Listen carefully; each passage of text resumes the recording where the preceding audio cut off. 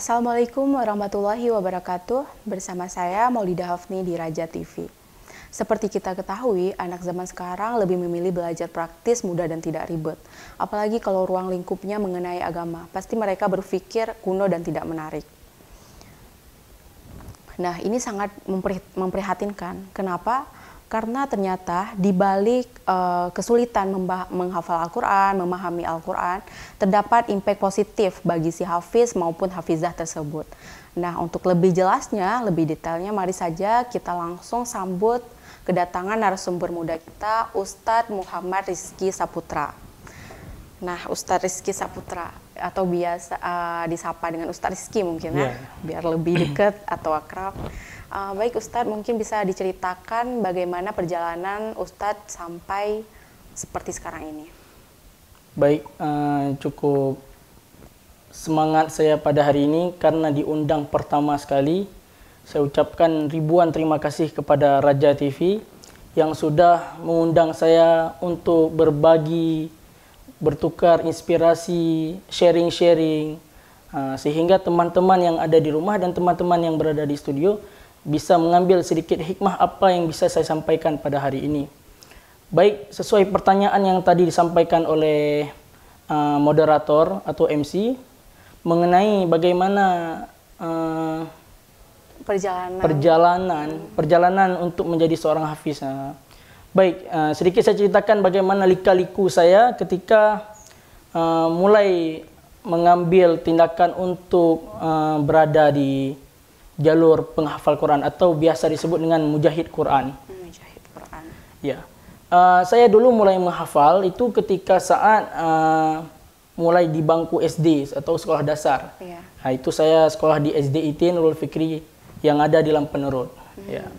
Ketika saya di sana, memang tantangan yang paling sering kita dapatkan untuk menjadi seorang penghafal Quran itu ialah kelalaian. Ya.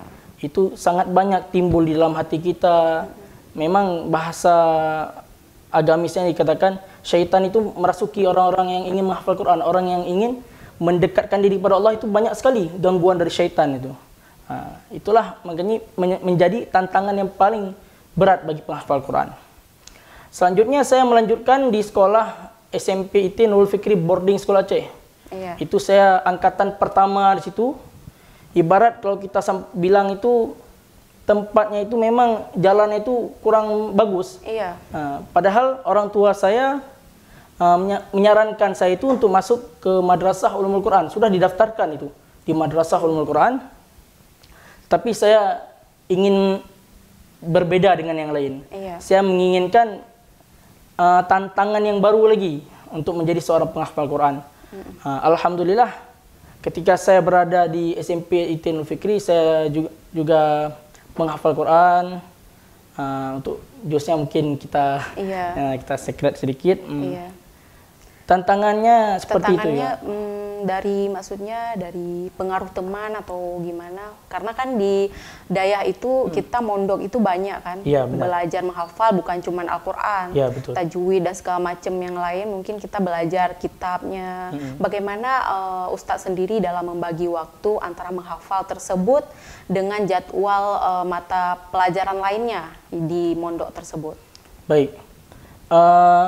Untuk menjadi seorang penghafal Quran itu kan kita memang harus mempunyai istiqomah di dalam hati kita.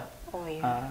Saya selalu ingatkan di dalam hati saya, sampai sekarang saya juga ketika mengajar saya mengingatkan anak-anak saya, jangan mencari waktu luang untuk menghafal Quran, tapi luangkanlah waktu untuk menghafal Quran.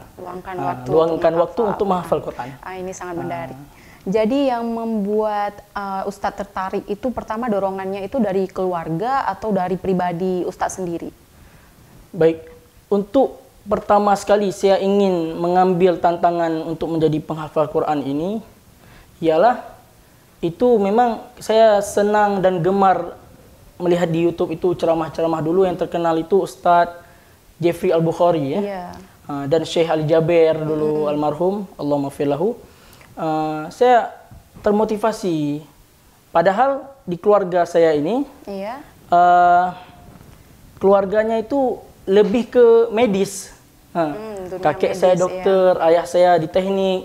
Memang Jauh. Jauh, jauh memang. Pesan almarhum kakek saya, apa yang disampaikan sama saya, cucu saya ini satu harus memang di bidang agama. Wah. Itu memang dari situ Dan saya termotivasi. alhamdulillah sekarang Alhamdulillah sudah terlihat gitu. Alhamdulillah ya. Amanahnya sudah hampir terwujud.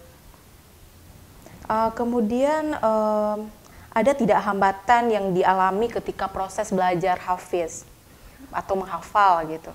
Baik, tantangan ya, Iya. atau Mungkin hambatan ya. hambatan ya. Selain dari gangguan godaan-godaan baik dari teman mungkin atau apa lagi mungkin di luar dari, kan banyak nih hafizah gitu atau hafiz. Sudah hafal berapa juz mungkin, terus di tengah perjalanan mulai sibuk dengan kegiatan yang lain, kemudian lupa. Ya. Nah, pernah mengalami hal tersebut tidak? Untuk pengalaman itu sudah sering saya dapatkan. Kenapa? Karena saya dulu ketika tamat SMP itu saya sempat down. Kenapa? Karena tidak lancar menghafal Quran. Itu yang sangat berat dialami oleh seorang penghafal Quran ya. Iya. Itu dipengaruhi karena tajwidnya mungkin? Mungkin kita belum dapat ruh Quran di dalam diri kita ini ya. Oh iya. Makanya tadi saya sampaikan, istiqomah kita itu memang harus melekat di dalam hati kita. Niat kita menghafal Quran itu bukan karena ingin pamor, tapi memang lillahi ta'ala. Karena Allah. Karena Allah Ta'ala. Saya tahu ini sudah berapa juz ya Ustadz hafalannya? Alhamdulillah, kalau memang hafalan Quran bisalah kita berbagi-bagi sama teman-teman ya. Oh iya, sudah, alhamdulillah. Kemudian apa yang menjadi harapan ke depan buat generasi muda yang masih jauh daripada proses mendekati diri kepada Allah? Baik, memang ini sedikit saran dari saya atau motivasi untuk teman-teman yang berada di rumah. Ikhwah fillah, jadilah kalian ini keluarga Allah. Kenapa? Dalam hadis Rasulullah SAW dan juga dituliskan di Quran yang antum hafal ini, yang antum baca, sesungguhnya Allah itu mempunyai keluarga di muka bumi ini.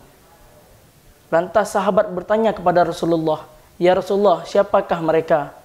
Rasul menjawab, "Sesungguhnya keluarga Allah yang berada di muka bumi ini ialah orang yang menghafal Quran dan orang yang menjaganya." Masya Allah. Dari hadis ini bisa kita lihat bahwasanya Allah itu mempunyai keluarga, tapi jangan seperti yang kita lihat ya. Kita punya adik, punya abang. Keluarga, orang yang selalu berada di naungan Allah. Itu dianggap. Itu yang dinamakan keluarga Allah ya. Makanya siapa yang tidak mau menjadi keluarga Allah? Kenapa? Yang menjadi keluarga Allah ini memang orang-orang favorit ya. Iya, terpilih. Istimewa. Dan saya juga sampaikan sama santri-santri saya dan anak didik saya bilang sama mereka, jangan sekali-sekali kalian menghafal Quran karena ingin dikenal sama orang. Karena tidak semua orang yang menghafal Al-Quran itu masuk ke dalam surga. Iya. Tetapi ada juga orang yang menghafal Quran itu masuk ke dalam neraka. Siapa mereka? Orang yang memperlihatkan kemampuannya sebagai hafiz atau sebagai qari. Makanya berhati-hatilah teman-teman semua ikhwah fillah yang berada di rumah. Jangan sekali-sekali kita menghafal Quran karena ingin dilihat bahwa kita ini menjadi seorang hafiz. Tetapi hafallah Al-Quran karena Allah Ta'ala. Dan niatkan untuk syiar agama Islam. Tidak lain itu. Layaknya seperti padi. Iya, benar. Jadi semakin rendah hati gitu semakin rendah hati kita. Jadi saya ini pertanyaan dari saya sendiri mungkin ya. Saya ingin tahu kelebihan semenjak Ustadz bisa menghafal Al-Quran dengan sebelum menjadi penghafal dan sesudah, maksudnya bagi karir mungkin, bagi pendidikan, terus keluarga juga gimana? Kelebihannya, saya dulu pernah bilang sama ayah saya, sama keluarga saya, ya bagaimana caranya saya bisa jadi imam di depan sana. Wah. Apa yang disampaikan sama ayah saya? Dekati Al-Quran disampaikan. Ketika engkau dekati Al-Quran, maka engkau bisa menjadi imam di depan sana. Itulah yang menjadi motivasi terbesar saya untuk menghafal Quran. Sehingga alhamdulillah ketika saya sudah mendekati Al-Quran, menjaga Al-Quran, itu memang karir kita naik sendiri, rezeki kita bertambah sendiri otomatis. Orang yang menjaga Al-Quran, insya Allah Allah akan menjaganya. Masya Allah. Makanya saya harapkan kepada teman-teman yang berada di rumah untuk menjaga Al-Quran, untuk membacanya. Kenapa? Karena yang akan membantu kita nanti di yaumil akhir itu ialah hafalan Quran kita. Dan yang menemani kita di dalam kubur nanti ialah Al-Quran yang akan menyinari kuburan kita. Jadi kalau misalnya nih orang yang jauh dari Al-Quran, bisa dikatakan orang yang tidak dekat dengan Allah? Ini pertanyaan yang sangat menantang mungkin ya. Jadi seperti ini. Dalam Al-Quran itu, dalam surah Al-Baqarah jelaskan bahwasanya, dalam ayat kedua jelaskan Al-Quran ini, kitab Al-Quran ini ialah sebagai petunjuk. Sebagai petunjuk. Jadi kita sebagai umat Islam wajib bagi kita untuk membaca Al-Quran, menjaganya. Jangan hanya membaca, tetapi kita tadabburi Al-Quran. Memahami Al-Quran. Kenapa? Di dalam Al-Quran itu banyak sekali pesan-pesan yang disampaikan. Iya.